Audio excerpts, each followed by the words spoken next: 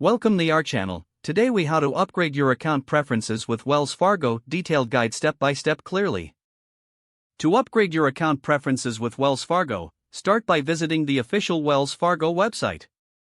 Log into your online banking account using your username and password. Once logged in, navigate to the Account Services section. Look for the option labeled Account Preferences or similar. Click on this option to access your account settings. You will see various preferences that you can modify. Review the choices available to you, which may include managing alerts, security settings, and communication preferences. Select the specific category you wish to update. To change your alerts, for example, click on the Alerts section. Choose the types of notifications you would like to receive. You can opt for text alerts, email notifications, or both. Once you make your selections, save your changes. Next, if you wish to update your security settings, go to the Security options.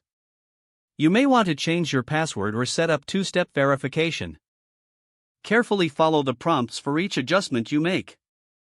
If you're changing your personal information, ensure it matches your official documents.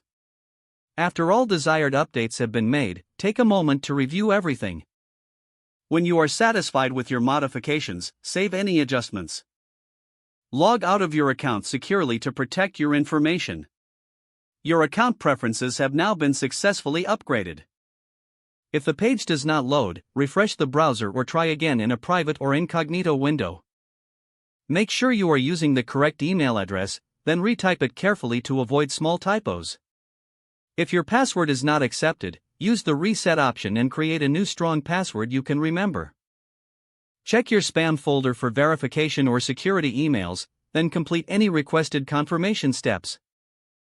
Enable two-factor authentication if available to improve account security and reduce unauthorized access risk.